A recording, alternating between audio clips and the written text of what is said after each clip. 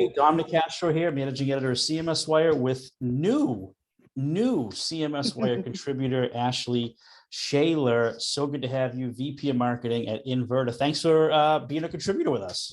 Oh, thanks for having me. I'm psyched about it. Yeah, so since you're new, why don't you tell our listeners how you arrived in your role now and like your career in marketing? Sure. I consider myself a member of the marketing automation generation. It's really sort of how I came of age in this business. Started actually working for the TD Garden down in Boston and in ticketing, and really sort of got my feet wet with database marketing. And then I transitioned over to the B2B side as the system specialist. And then, found myself, on the partner side, helping other organizations really leverage marketing technology and improve their lead management. Yeah, and is that what your focus is now with Inverta?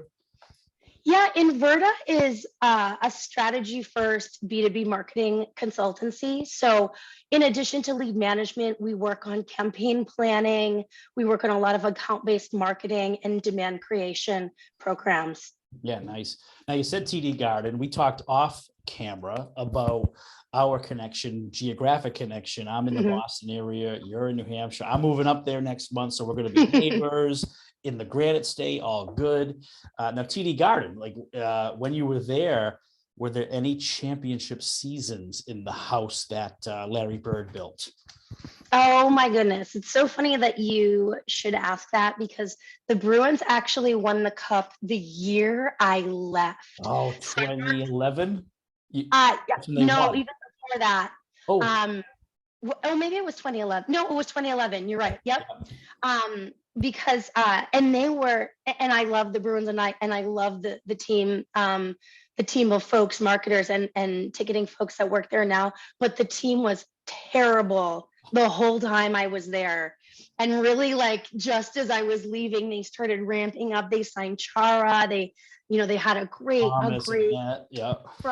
And then, I just happened to get this great opportunity. Yeah. So I had to leave, and they won the cup. So maybe that was good for them, right? I was the public term. You're right, exactly. I'll tell you, one of the recent videos we had was Aquia CMO, and we were talking about Boston sports. People are going to say, Dom, I like these CMSWire contributor interviews. They're great. We talk about marketing, customer experience, but you got to stop the Boston talk. We're sick of it. We're sick of it. You guys have won enough titles. You get enough attention. Don't ask me about Tom Brady. We're not going to go there. We're going to stay positive and talk about marketing. So your column today, your first column, talks about a lot about B2B marketing and strategies and how things are changing pandemic wise. Obviously, everything's been flipped upside down. So one of the points you make is, relying more on those insights that really help you build out those marketing experiences rather than just being a data collector. I would love to hear more on that. Yeah, I think that this really grew out of my frustration with the term data-driven marketing or data-driven marketing programs, because the reality is more data can sometimes create confusion rather than streamlining the experience that you're looking to create with an audience. And so it's like those old platforms that you'd purchase, and they'd be like, oh, we will provide to you 150 standard reports as part of our package, and it sounds great, and you go in there and you're like, 150 standard reports, and I can't even figure out what I need to know, right? How to get better, how to optimize what I'm doing. So really focusing less on the water everywhere, not a drop to drink kind of, data, and more, what are the real key leading indicators that we need to focus on to be able to improve the experience that we're creating for our audiences. And let's focus on those and getting those super accurate and leaving everything else by the wayside. Yeah. So is that almost like a red flag, let's say, when a B2B marketing team is in a vendor demo and there's a promise of these stacks and stacks of data reports? Is there almost like a follow-up question to that, saying, so out of the 150, which one should we actually use?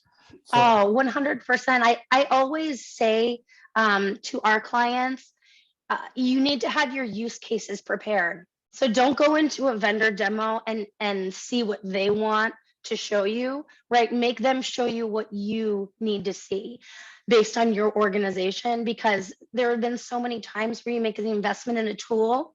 When you bring it in-house, you realize, oh, this is just not going to be right for the way that we need to use it. So you need to see the way that you are going to use it, right, before you make that investment. Tough. It's tough. I've been in those demos before, and you're like, I like personalization. I like data. I Who's like going to say content. no to that, Like, right? it's Who's like going to say no? awesome. I want to be a modern marketer, you know? Modern marketer. I love that term.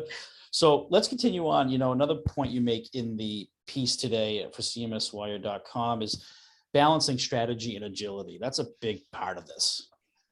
Yeah, yeah. I mean, I think we've all been there, right? Where you go to these planning meetings and they take 4 days, you know, and you come, you get all these big ideas, and then you have this beautiful PowerPoint, right? But then when you sort of find yourself back at your desk, it's the same sort of reactive marketing that you've always done. And organizations that do this really well understand that you need to have a strategy, right? You need to have a master plan in place, but it shouldn't take you half the quarter to develop that plan.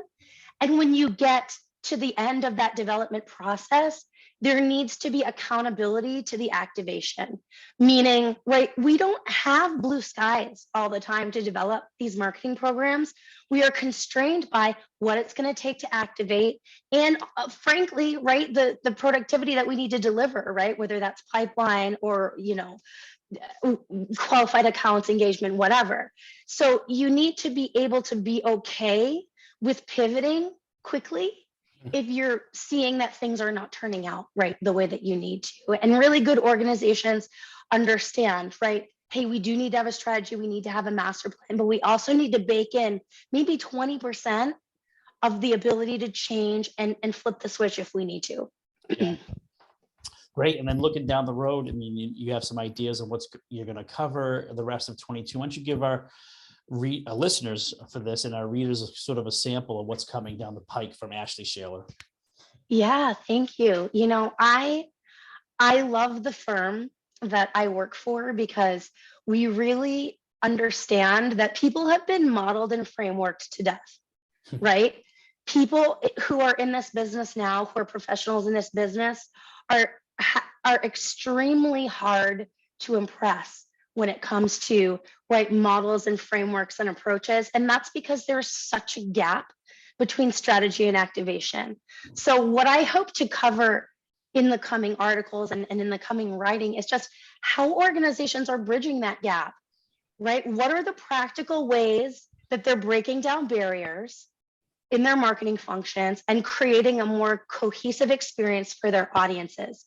I also want to acknowledge change management because I feel like that's something people kind of shy away from.